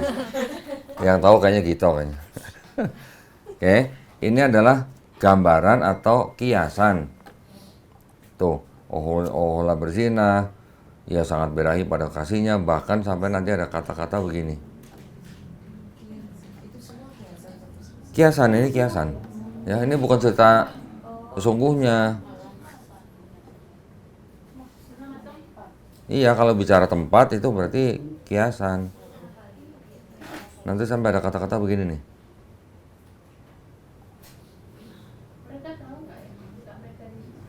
Hah? Coba, kalau begini seolah-olah kan kayak cerita porno kan? Tapi ini sebenarnya adalah kata-kata kiasan. Ya. Kenapa biasanya Harus begitu. kata-kata begini? Zaman dulu kan orang gaya bahasanya, apalagi ini bangsa lain. Kita sekarang dari kecil udah diajarin, kita dari keluarga Islam diajarin adab segala macam. Mereka zaman dulu gaya bahasanya seperti ini. Bahasa kitab suci. Ya, masalah ini dijadikan kitab suci sama mereka itu kan urusan mereka. Kita ini kan bukan beragama Yahudi. Kita tidak boleh menghakimi gitu. Ini adalah gaya bahasanya orang zaman dulu. Yang ditulis berapa? 2.500 tahun sebelum kita. Oke. Jadi kalau kita sebagai pembelajar ya kita hanya mempelajari aja, jangan menghakimi ya. Dua cabang Israel, Yehuda dan Efraim juga disebut sebagai Israel, sebagainya sudah bersatu. Nah ini tadi udah ya. Kata yang digunakan dari Betulehen dalam 3 tempat di pasal ini disebutkan bahwa itu dilakukan pada masa muda mereka. Kata Betula sendiri tidak digunakan, tetapi Betulim atau Himen, tanda keperawanan, 10 kali dalam kitab Ibrani dalam berbagai bentuk. Mengikuti pengalaman pertama itu, pengertian tentang keperawanan jauh sekali. Dan seperti yang kita baca di Yeskiel, istilah itu tidak lagi digunakan setelah pertama kali mengacu pada Aholiba. Dan kemudian sekali lagi dalam Yeskiel 238 mengacu pada masa muda saudara perempuannya Ahola. Sekali lagi ini menunjukkan ketidaktahuan akan bahasa Ibrani oleh apologet dan misionaris Kristen. Yoel 1:8. Ya, ini menggunakan tadi kan yang anak darah itu. Masa pertunangan sang perawan belum tinggal bersama, ayat 1:8. Sebutan virgin atau anak darah digambarkan berkabung untuk suami atau calon suami yang meninggal. Tidak disebutkan bagaimana yang meninggal. Jadi ini adalah hanya cara-caranya Kristen untuk mempertahankan argumen mereka dengan kalimat-kalimat atau kata-kata bahasa Ibrani yang mirip-mirip dengan yang ada di Yesaya 7:14. Tapi jawabannya semuanya ada. Ya, ini memang akan sangat panjang kalau dibahas satu-satu. Kalau kita bicara konteks, panjang lagi nanti nih. Ya. Saya hanya tunjukkan aja supaya cepat nih. Karena buat saya poin pentingnya bukan di sini sebenarnya. Poin pentingnya yang tadi kita udah bahas ya. Matius 1:23 mengambil ayat dari Yesaya 7:14 tapi tanpa konteks. Itu aja. Oke. Nih kalau kita lihat ayat-ayatnya, Ulangan 22:23, apabila ada seorang gadis yang masih perawan dan sudah bertunangan, jika seorang laki-laki bertemu dengan dia di kota dan tidur dengan dia, dan seterusnya. Dari ayat tersebut, jelas bahwa Betula di Yoel 1:8 adalah seorang perawan dalam arti kata yang paling ketat, yaitu seorang wanita bertunangan yang belum melakukan hubungan seksual dengan seorang pria. Jadi orang Yahudi juga tahu bedanya Betulah dan Almah gitu. Kalau Almah kemungkinan besar dia sudah tidak perawan atau sudah berhubungan dengan laki-laki. Tapi kalau Betulah walaupun sudah menikah, kalau belum bersetubuh masih disebut Betulah. Oke. Bukti lain dari kitab Yoel sendiri, pasal 1 ayat 11, para petani menjadi malu, tukang-tukang kebun anggur meratap karena gandum dan karena jelai, sebab sudah musnah panen ladang. Ini sebenarnya kiasan yang menggambarkan sebuah pertunangan proses tahap kedua, dalam hal ini pemanenan buah, yang mengikuti penanaman dan secara metaforis mewakili penyempurnaan sebuah pernikahan tidak akan terwujud. Gambaran anak darah yang berkabung karena suaminya meninggal sebelum menikah. Ya, sampai ngambil ayat-ayat seperti ini sebenarnya juga kiasan nih sebenarnya. Nah, ada lagi nanti klaim Kristen yang lain ya, bahwa mereka bilang jangan membatasi ke kuasa Tuhan. Jadi kalau nubuat sampai 700 tahun dianggap kuasa Tuhan.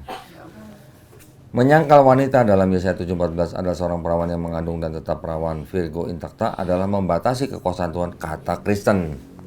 Ya. Responnya gimana? Rabbi Abraham Farisol ya di abad 15 sampai 16 di dalam bukunya Jewish Philosophical Polemics Against Christianity in the Middle Age, Daniel J. Lasker, halaman 153, penerbitnya Ketaf 1977. Saya langsung baca terjemahannya aja. Kami tidak dapat menyangkal bahwa Tuhan, semoga Dia memberkati, dapat menciptakan ciptanya melalui seorang perawan. Meskipun tidak ada manusia yang tahu, karena Dia menciptakan segalanya dari ketiadaan. Namun kami menyangkal adanya kebutuhan untuk inkarnasi. Tahu inkarnasi? Ya, Tuhan jadi manusia itu inkarnasi. Oke, jadi menurut ini udah sebuah respon yang sangat-sangat bijak sebenarnya. Ya, sangat-sangat bijak dari kalangan Yahudi. Gimana ya? Mereka bilang Tuhan mau ngapain aja oke lah, bisa lah, terserah lah. Walaupun mau melanggar kodrat atau tidak melanggar kodrat, suka-suka lu gitu istilahnya. Tapi nggak mungkin dia inkarnasi jadi manusia gitu. Jadi dengan kata lain, di sini sebenarnya mereka menyangkal ketuhanan Yesus. Gitu. Yesus yang disebut sebagai inkarnasi Tuhan itu dalam ajaran Yahudi itu adalah ajaran baru, ajaran tidak pernah diajarkan. Karena ada bilangan 23:19, Tuhan bukan manusia, Tuhan bukan anak manusia. Lam yalid walam yulad. Okay. Kata Alma yang yaitu sama dengan Parthenos. Kristen berargumen bahwa yang menerjemahkan Septuaginta adalah rabi-rabi yang lebih tahu menerjemahkan dengan bahasa Greek atau Yunani. Direspon, berdasarkan bukti-bukti yang ada sekarang yang telah disepakati oleh sarjana-sarjana termasuk sarjana Kristen sendiri, Septuaginta bentuk sekarang adalah terjemahan Yunani yang diterjemahkan di gereja, hasil revisi Origen dari Alexandria, Lucian dari Antioch, dan Hesesius dari Alexandria. Bukan Septuaginta asli seperti yang diterjemahkan di abad ketiga sebelum Masehi ke dalam bahasa Yunani, yang mana pada waktu itu hanya Pentateuch 5 buku Musa, yang diperintahkan oleh Raja Ptolemy II dari Mesir dan diterjemahkan oleh 72 rabi-rabi terbelajar pada saat itu. Kita lihat bukti-buktinya. Catatan sejarah tulisan Josephus dan Santo Jerome, The Letter of Aristeas. Scriptural item atau pernyataan-pernyataan dalam Talmud. Errors of omissions in the Septuagint. Data linguistic, comparative linguistic analysis of the Greek in the Septuagint vis-a-vis the Greek spoken in the 3rd century BCE. Ketidakkonsistenan penggunaan kata Yunani untuk Parthenos, di mana dalam Kejadian 24 ayat 43 menggunakan perawan, sementara dalam Kejadian 38-24 menggunakan wanita muda, sehingga tidak secara khusus berarti perawan. Gereja menerjemahkan Septuaginta mengalahkan standar argumen Kristen sendiri. Klaim bahwa dalam Yesaya 7:14 Alma diterjemahkan sebagai Parthenos, di mana berarti perawan, namun Septuaginta tidak konsisten dalam menerjemahkan kata Alma dalam 7 ayat dalam kitab Ibrani. Kenapa tidak konsisten? Karena ketika Septuagintanya diubah-ubah terjemahannya atau diresensi oleh Bapak Gereja yang tadi, Origen, Lucian, dan Hesesius, yang lain mengikuti standar, ayat-ayat yang lain mengikuti standarnya benar. Hanya khusus untuk yang dikutip oleh penulis-penulis Perjanjian Baru ini yang tidak konsisten. Contoh, Kejadian 24:43 dan Yesaya 7:14 pakai kata Parthenos di dalam Septuaginta. Keluaran 2:8, Mazmur 68:26, Amsal 30:19, Kidung Agung 1:3 dan 6:8 sama-sama menggunakan kata alma, ya. Sama nih kata almanya nih. Tapi diterjemahkan menjadi neanis. Neanis artinya apa? Wanita muda dalam bahasa Yunani. Padahal bahasa Ibraninya pakai kata apa? Alma. Jadi kalau alma buat Yunani wanita muda, betulah perawan. Tapi ketika orang Kristen menggunakan Septuaginta, kata alma ini semua selain Yesaya 7:14 semuanya wanita muda, khusus Yesaya 7:14 perawan. Tapi untuk betula ini sama, ini perawan, ini nggak ada masalah. Khusus yang hak almah di Yesaya 7:14 saja, hak almah diselewengkan menjadi perawan. Itu aja masalahnya. Itu yang disebut dengan resensi, kritik terjemahan, mengubah terjemahan sesuai dengan teologinya mereka. Nah, ini contoh lagi. Perbedaan atau penggunaan kata Parthenos dan Neanis dalam bahasa Yunani yang kita bisa lihat di dalam Septuaginta. Yesaya 7:14 kata hak almah diterjemahkan menjadi Parthenos. Bahasa Inggrisnya young woman diterjemahkan menjadi virgin. Keluaran 2:8 kata hak almah diterjemahkan ke dalam bahasa Inggris oleh Yunani the girl atau anak wanita muda. Tapi di Septuaginta hak almah jadi neanis, bener, the maid, wanita muda. Di ayat yang lain ada kata hak almah oleh Kristen dalam Septuaginta, betul, wanita muda. Khusus di Yesaya 7:14 jadi virgin.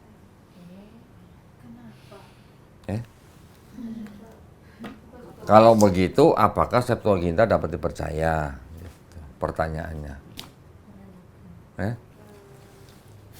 Simpulan, klaim apologis dan misionaris Kristen bahwa Yesaya 7:14 adalah bukti teks dari kelahiran dari perawan adalah usaha untuk menyesuaikan atau menyisipkan kristologi ke dalam kitab Tanaknya Ibrani. Yesaya 7:14 adalah bagian dari kejadian sejarah, dijabarkan secara detail dalam pasal ke-7 kitab Yesaya, sesuatu yang telah terjadi dan tidak mungkin diterapkan untuk kejadian yang diklaim terjadi kurang lebih 7,5 abad kemudian. Udah selesai. Alhamdulillah. Udah ngebut ini. Pas sholat maghrib ya. Alhamdulillah. Ada yang puasa hari ini ya? Siapa yang puasa? Oke, satu pertanyaan silakan. Ya, satu aja.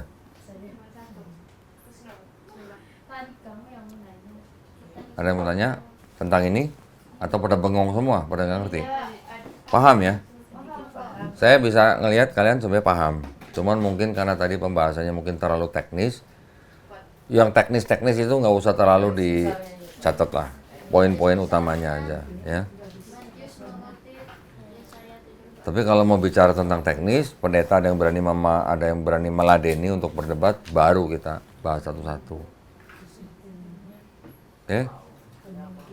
Ini sangat penting. Kenapa sangat penting? Karena ini adalah bagian akhir daripada argumentasi kita.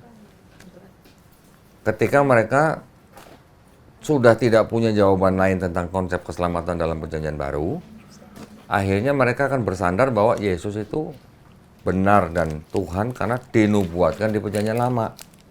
Nah, untuk membantahnya ya ini salah satunya. Ya, ini baru salah satu.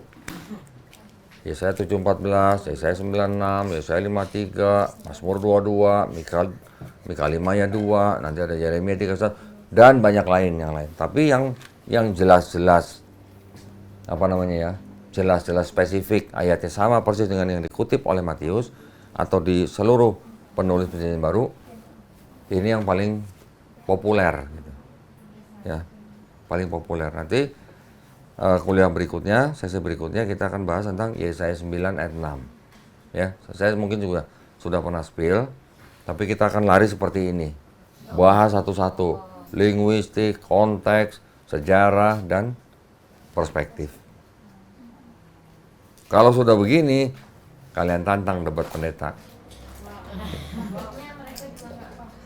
Mereka juga mungkin nggak paham.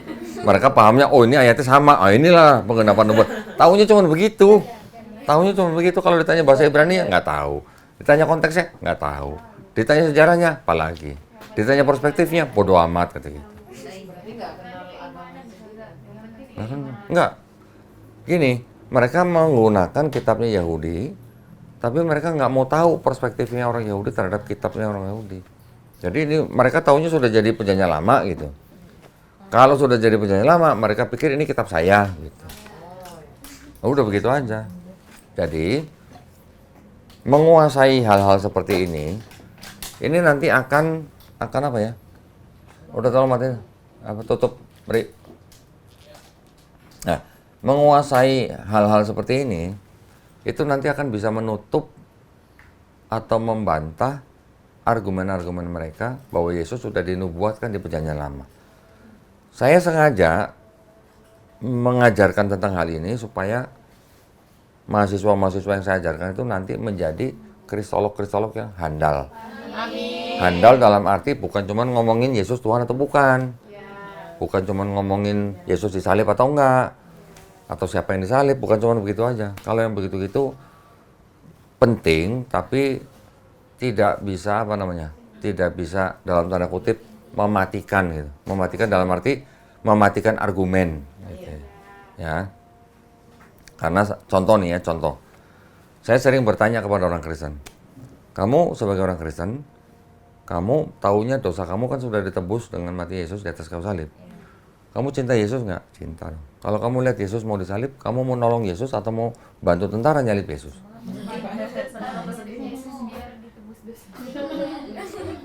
Kan itu udah paradoks. Kalau dia nolong Yesus supaya tidak disalib, dosanya nggak jadi ditebus.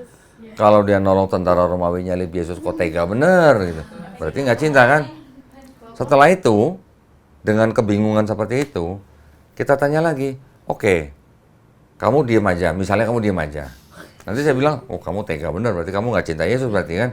Berarti kamu egois. Kamu membiarkan Yesus disalib, mati, untuk menebus dosa kamu. Sekarang yang nyalib Yesus, tentara Romawi, Pontius Pilatus, Imam Yahudi, Yudas Iskariot, dan iblis yang membisiki Yudas, mereka lima-limanya berjasa nggak buat kamu? Berjasa. Iya. Berjasa. Berarti kamu cinta sekali. Iya. Kok nggak nanya itu ke Jadi orang Kristen harus beriman, harus yakin bahwa dosa mereka sudah ditebus dengan matinya Yesus di atas kayu salib. Yesusnya tersalib karena ada tentara Romawi, Pontius Pilatus, Imam Yahudi, Yudas Iskariot, dan iblis. Lima-limanya buat Kristen berjasa nggak harusnya? berjasa. Nanti diganti, misalnya ada orang yang tahu tentang Kristen lebih banyak, mereka akan menjawab, oh enggak, itu sudah ketetapan Bapa katanya.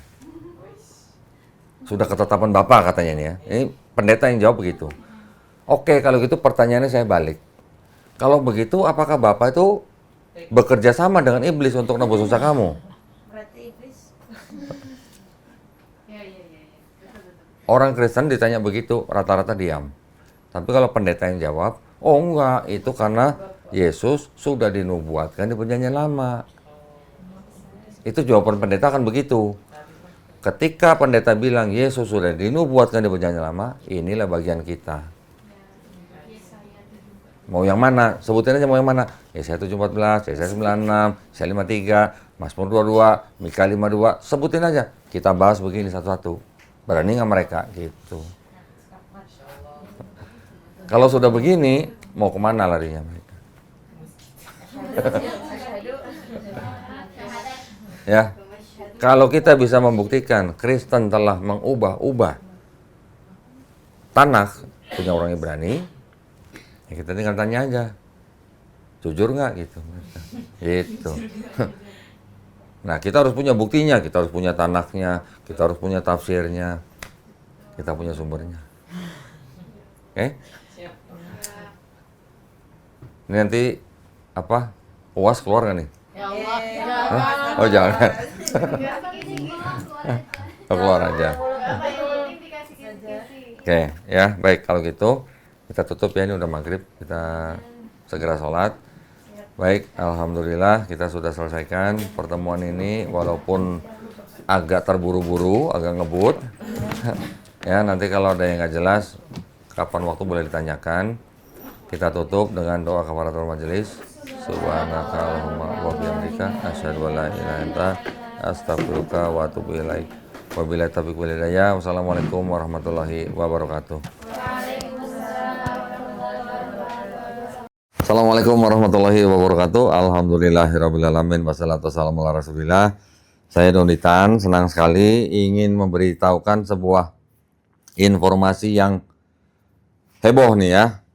Insya Allah mohon doanya, kami akan melonsing buku saya kedua yang berjudul Siapa Sebenarnya Yang Ingin Yesus Mati dalam Bible.